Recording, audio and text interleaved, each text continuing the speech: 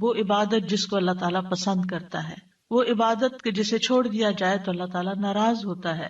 دعا توحید کی بنیاد ہے، یہ ہمیں اپنے رب سے قریب کر دیتی ہے، اس سے ہماری مشکلات آسان ہوتی ہیں، تکلیفیں دور ہوتی ہیں، ہمیں برکتیں حاصل ہوتی ہیں۔ لہٰذا جو مشکلات سے نکلنا چاہتا ہے وہ دعا کو اپنے لیے لازم کر لے، کیونکہ اللہ تعالیٰ ہی پریشانیوں کو دور کرتا ہے۔ امن یجیب المضطر اذا دعاہ ویکشف السوء، بھلا کون ہے جو لاچار کی فریاد رسی کرتا ہے جب وہ اسے پکارتا ہے اور اس کی تکلیف کو دور کر دیتا ہے۔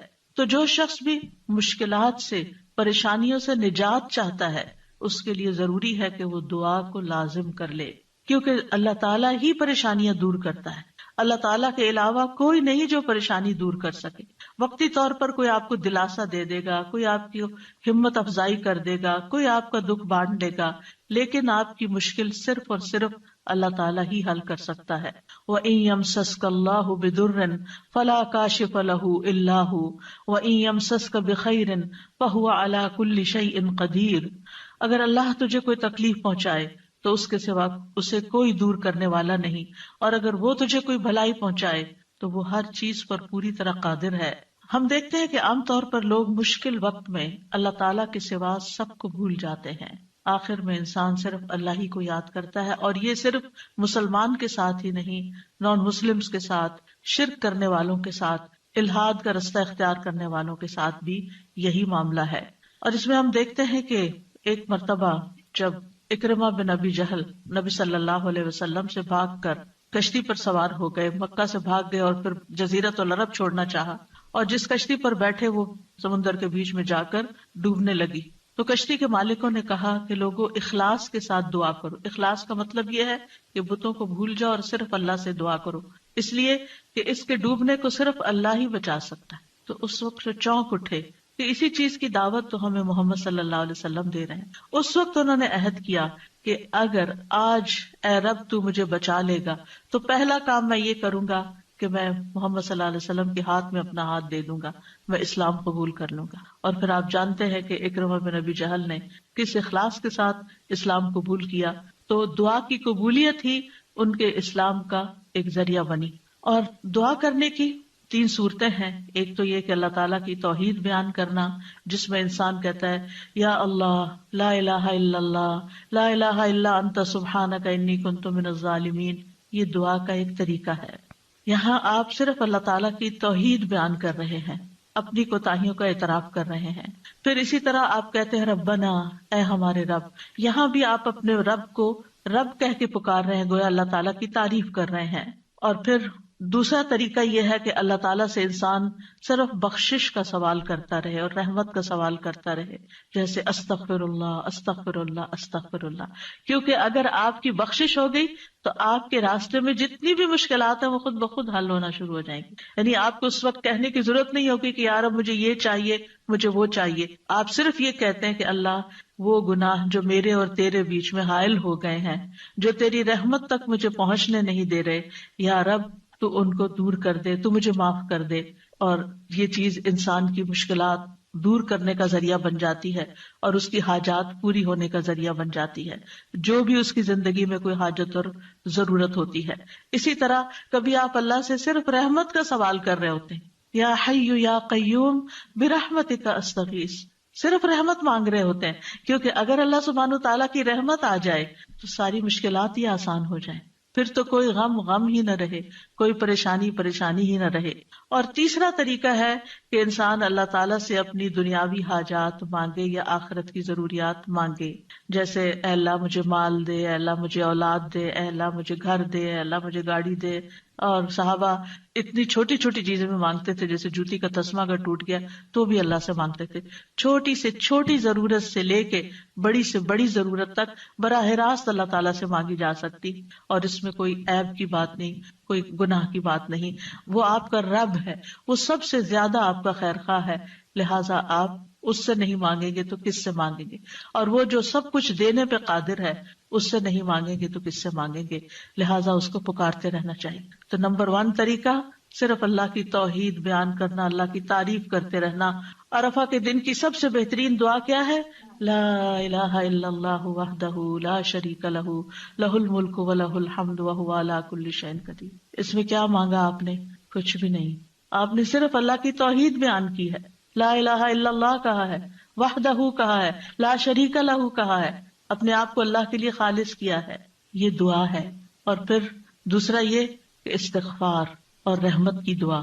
اور تیسرا کوئی بھی ضرورت جو ہو کسی بھی زبان میں، کسی بھی چیز کی، روحانی، جذباتی، مادی، دنیا کی، آخرت کی، کوئی بھی چیز وہ مانگتے چلے جائیں.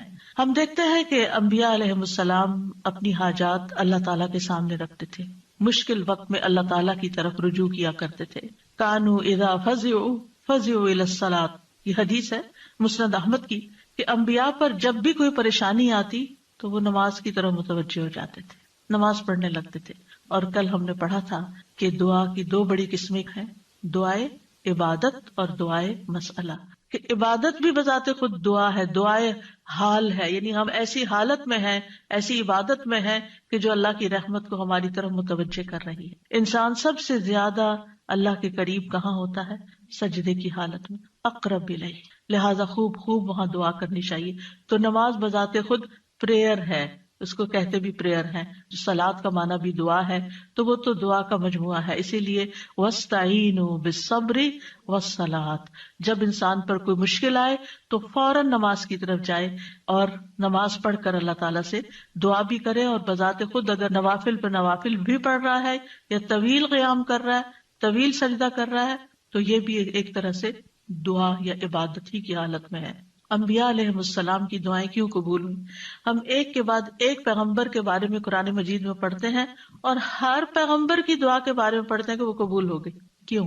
انہم کانوا یسارعون فی الخیرات ویدعوننا رغبا ورہبا. دو کام تھے ان کے.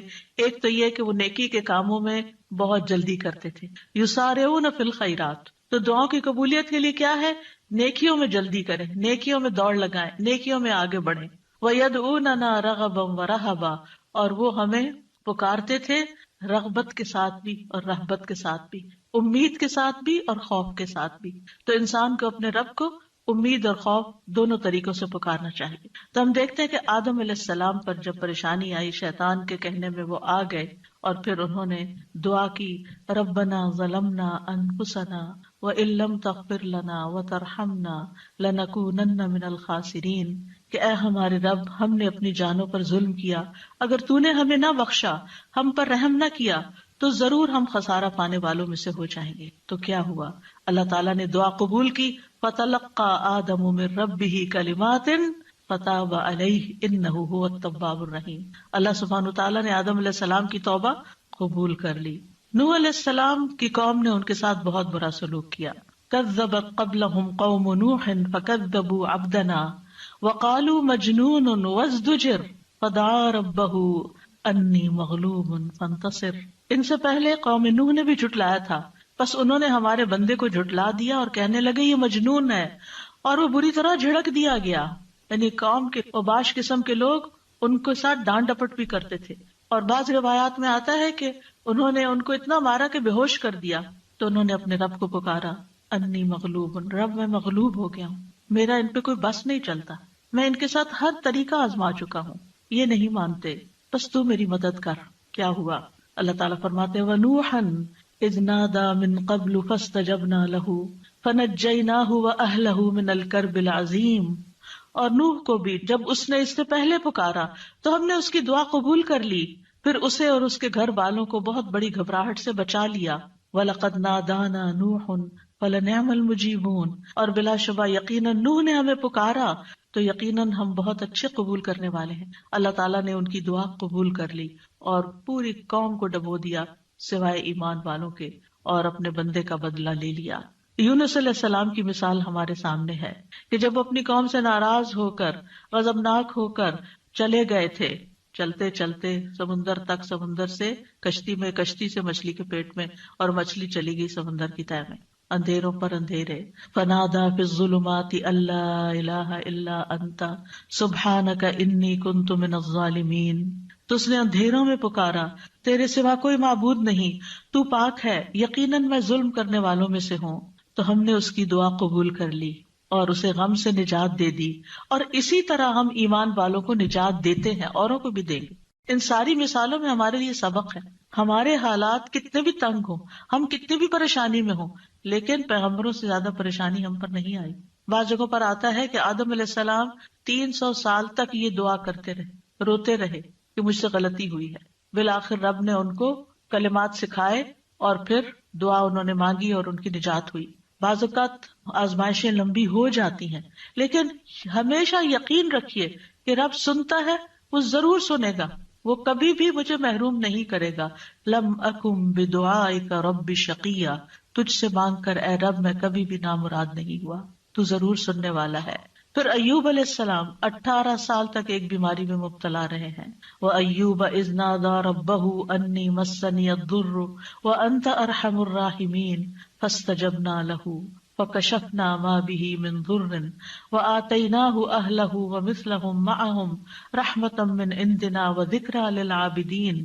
اور ایوب جب اس نے اپنے رب کو پکارا کہ بے شک مجھے تکلیف پہنچی ہے اور تو رحم کرنے والوں میں سب سے زیادہ رحم کرنے والا ہے، تو ہم نے اس کی دعا قبول کر لی، بس اسے جو تکلیف تھی دور کر دی، اور اس کے گھر والے اور ان کے ساتھ اتنے ہی اور عطا کر دیے اپنے پاس سے رحمت کے طور پر۔ ان لوگوں کے لیے یاد دہانی ہے یہ جو عبادت کرنے والے ہیں۔ یعنی بعض اوقات انسان سوچتا ہے میں عبادت بھی کرتا ہوں، میں اللہ تعالیٰ کی حرام کردہ چیزوں سے بھی بچتا ہوں، لیکن میں دعا کرتا رہتا ہوں مگر میری دعا نہیں سنی جاتی، معلوم نہیں کیوں۔ اب دیکھیے کس طرح یعقوب علیہ السلام سال ہا سال تک، بعض روایات میں 40 سال اور بعض میں اس سے بھی زیادہ وقت کے لیے وہ بیٹے سے جدا ہوئے تھے اور مسلسل دعا کرتے رہے، مایوس نہیں ہوئے۔ اللہ تعالیٰ نے بالآخر ان کی دعا سن لی۔ چھوڑنا نہیں، پیچھے نہیں ہٹنا۔ ایوب علیہ السلام نے کہا تھا انی مسنی الضر وانت ارحم الراحمین، اللہ مجھے تکلیف پہنچی ہے اور تو سب سے بڑا رحم کرنے والا ہے، تو سب مہربانوں میں سے بڑھ کر مہربان ہے، تو مہربانی نہیں کرے گا تو اور کون کرے گا۔ تو یہاں انہوں نے اللہ تعالیٰ کی رحمت کی فریاد کی۔ پھر ابراہیم علیہ السلام مشکل ترین حالات میں اللہ تعالیٰ پر توکل کرتے ہیں۔ ابن عباس کہتے ہیں کہ یہ کلمہ حسبنا اللہ ونعم الوکیل ابراہیم علیہ السلام نے اس وقت کہا تھا جب انہیں آگ میں ڈالا گیا تھا، اور ان کے اس کلمے کی وجہ سے ان پر آگ ٹھنڈی ہو گئی، کیونکہ انہوں نے کہا تھا حسبنا اللہ ونعم الوکیل، حسبنا اللہ، اللہ ہمیں کافی ہے۔ یہ بھی پکارنے کا ایک انداز ہے، اللہ کی رحمت کو طلب کرنے کا ایک انداز ہے۔ اور ان کے اس کہنے پر اللہ سبحانہ وتعالیٰ نے کیا فرمایا، قلنا یا نار کونی بردم وسلاما علی ابراہیم، اے آگ تو ابراہیم پر سراسر ٹھنڈک اور سلامتی والی بن جا۔ ابراہیم علیہ السلام نے نیک اولاد کی دعا کی، رب ہب لی من الصالحین فبشرناہ بغلام حلیم، اے میرے رب مجھے لڑکا عطا کر جو نیکوں میں سے ہو، تو ہم نے اسے ایک بردبار لڑکے کی خوشخبری دی، بغلام حلیم۔ ایسا نہیں ہوا کہ ابراہیم علیہ السلام نے ادھر دعا کی اور ادھر ان کو اسحاق اور اسماعیل علیہ السلام مل گئے۔ انتہائی بڑھاپے کی حالت میں جا کر بہت سالوں کے بعد دعا قبول ہوئی، لیکن قبول ہوئی۔ ہمارے لیے اس میں سبق یہ ہے کہ مانگتے رہیں چاہے سال ہا سال گزر جائیں۔ اور پھر وہ کہتے ہیں الحمدللہ الذی وہب لی علی الکبر اسماعیل و اسحاق ان ربی لسمیع الدعاء، سب تعریف اس اللہ کی ہے جس نے مجھے بڑھاپے کے باوجود اسماعیل اور اسحاق عطا کیے، بے شک میرا رب تو بہت دعا سننے والا ہے۔ اللہ سبحانہ تعالیٰ نے انہیں ہدایت یافتہ اولاد عطا کی تھی، یہ ان کے صبر کا نتیجہ تھا۔ ان کی زندگی تو مشکل میں گزری، لیکن اس کا بدلہ اللہ نے ان کو کیا دیا کہ ایسی اولاد دی جو ہمیشہ کے لیے ان کے لیے ناموری کا سبب بنی۔ وَوَهَبْنَا لَهُ إِسْحَاقَ وَيَعْقُوبَ، صرف بیٹا نہیں، بیٹے کے بعد پوتے کی بھی خوشخبری دی۔ کلن ہدینا، ہر ایک کو ہم نے ہدایت دی۔ ونوحن ہدینا من قبل، نوح علیہ السلام کو اس سے پہلے ہم نے گائیڈ کیا۔ ومن ذریتہ داود وسلیمان وایوب ویوسف وموسیٰ وہارون وکذلک نجزی المحسنین، اور اس کی اولاد میں سے داؤد اور سلیمان اور ایوب اور یوسف اور موسیٰ اور ہارون، اور اسی طرح ہم نیکی کرنے والوں کو جزا دیتے ہیں۔ یعقوب علیہ السلام کا حال آپ کے سامنے ہے، انہوں نے اپنے غم اور دکھ کی فریاد لوگوں کے سامنے نہیں کی، لوگوں کو جا کر اپنے دل کا حال نہیں بتایا۔ کیا کہا، انما اشکو بثی وحزنی الی اللہ وَأَعْلَمُ مِنَ اللَّهِ مَا لَا تَعْلَمُونَ۔ یعقوب علیہ السلام نے کہا بے شک میں اپنی بے قراری اور غم کی شکایت صرف اللہ سے کرتا ہوں، اللہ ہی میرے دل کا حال جانتا ہے کہ یہاں کیسی کیسی بے قراری ہے بچے کی جدائی میں، اور میں اللہ کی طرف سے وہ باتیں جانتا ہوں جو تم نہیں جانتے۔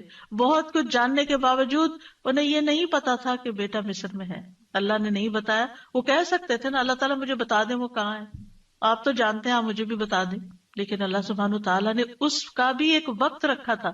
اگر پیغمبروں کے لیے قبولیت کا ایک وقت ہے تو ہمارے لیے بھی دعاؤں کی قبولیت کا ایک وقت ہوتا ہے۔ قبولیت کا مطلب یہ نہیں ہوتا کہ بس منہ سے نکلتے ہی بات آپ کی فرمائش پوری ہو جائے۔ اور پھر آپ دیکھیے کہ کس طرح اللہ تعالیٰ نے ان کی دعا قبول کر لی۔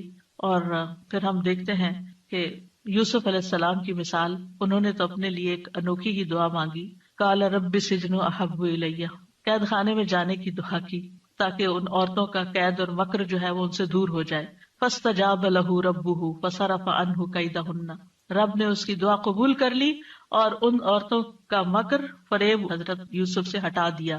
انہ هو السمیع العلیم، بے شک وہ خوب سننے والا خوب جاننے والا ہے۔ پھر موسیٰ علیہ السلام کی دعا، کس طرح وہ مدین پہنچتے ہیں تھکے ہارے، کئی دن کے پیدل سفر کے بعد جا کر ابھی بیٹھتے ہیں تو فوراً دیکھتے ہیں کہ کچھ لڑکیاں اپنا ریوڑ لے کے کھڑی ہیں، پانی نہیں پلا پا رہی، خود تھکے ہوئے ہیں، خود بھوکے بھی ہیں، پیاسے بھی ہیں، زخمی بھی ہیں، کچھ فیوچر کا نہیں پتا، لیکن کیا کرتے ہیں؟ سب سے پہلے اپنے رب کو پکارتے ہیں، رب انی لما انزلت الی من خیر فقیر، اور صرف دعا مانگ کے وہیں درخت کے نیچے بیٹھ نہیں جاتے، بلکہ اٹھ کے ان بچیوں کے پاس جاتے ہیں کہ یہ تمہارا کیا معاملہ ہے، اور ان کے سارے ریوڑ کو پانی پلاتے ہیں۔ اور آپ سوچئے کہ ایک شخص جو خود اتنا تھکا وہ اپنے آپ کو وہاں رکھ کے دیکھیے، اگر ہم اتنا لمبا سفر کر کے آئیں اور ہم سے کوئی پانی مانگ بیٹھے، خود تو آفر کرنا دور کی بات کوئی اور مانگ بیٹھے تو شاید ہم جھڑک ہی دیں کہ میں نے بھی تو اتنا ہی سفر کیا نہیں جتنا تم نے کیا۔ یہیں سے تو ہماری لڑائیاں فساد شروع ہوتے ہیں گھروں میں۔ لیکن نیکی کرنے والے انہم کانوا یسارعون فی الخیرات، نیکی کے کاموں میں بہت جلدی کرتے تھے، سستی نہیں کرتے تھے۔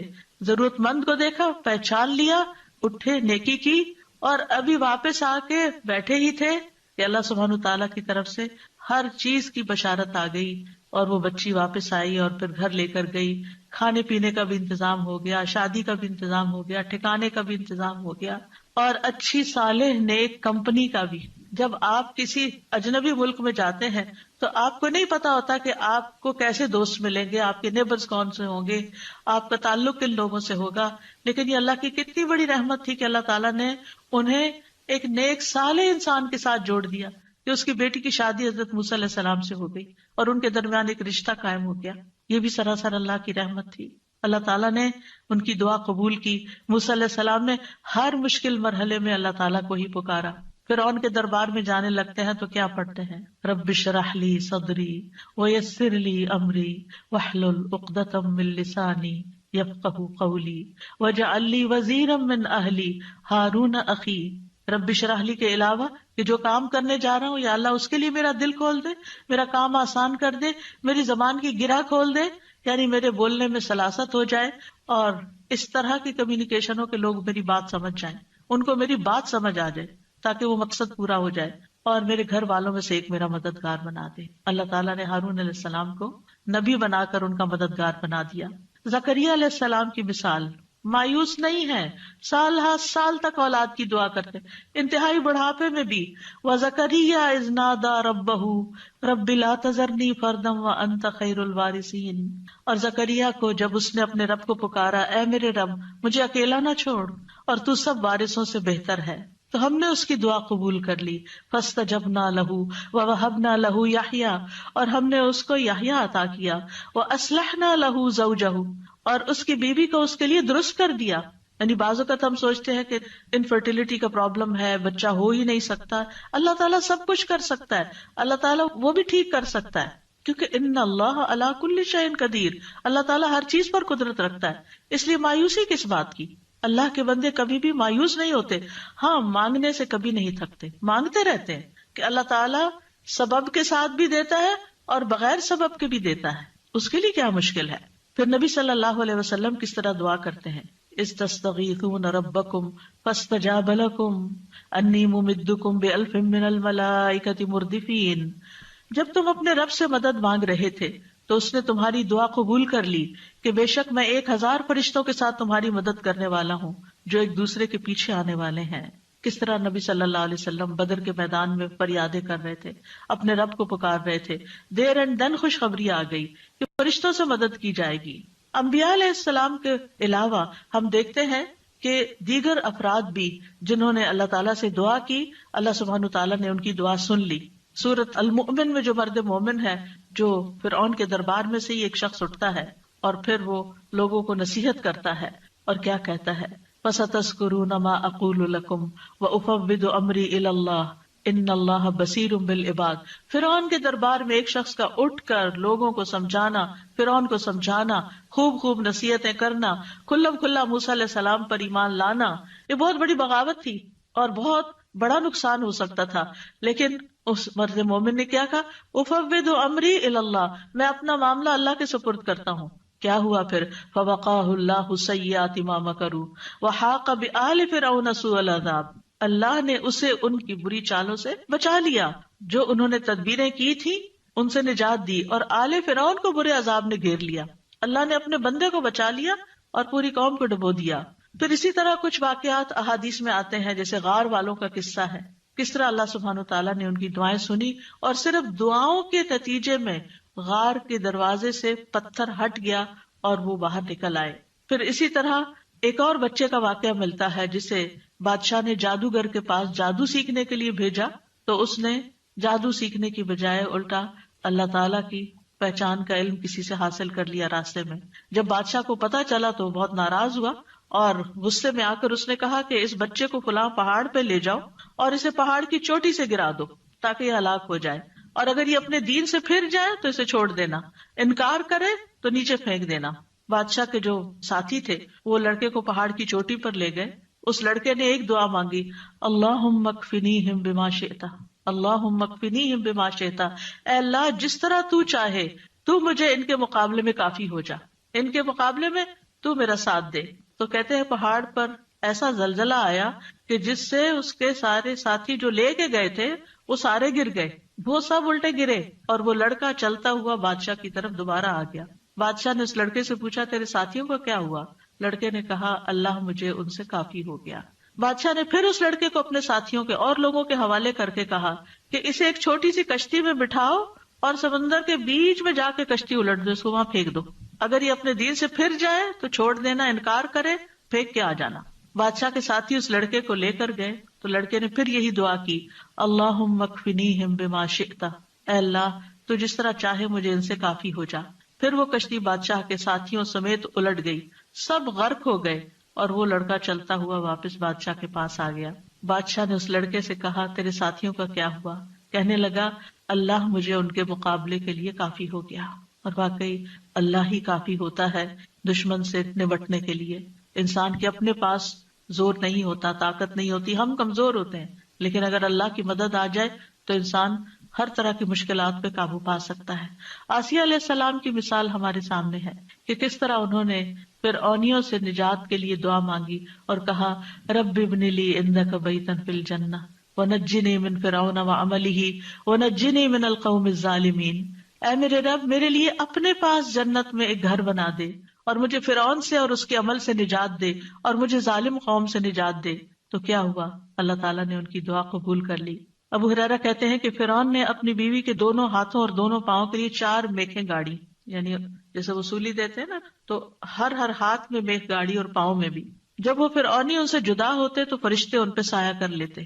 اس وقت انہوں نے یہ دعا کی، بس اللہ تعالیٰ نے جنت میں ان کے گھر سے پردہ ہٹا کر ان کو گھر دکھا دیا، یہ گھر بن چکا ہے تمہارا، اس صبر کی بدولت جو انہوں نے اس تکلیف پر کیا اور اپنے ایمان کو بچایا. سارہ علیہ السلام نے کس طرح اس ظالم بادشاہ کے مقابلے میں مدد طلب کی.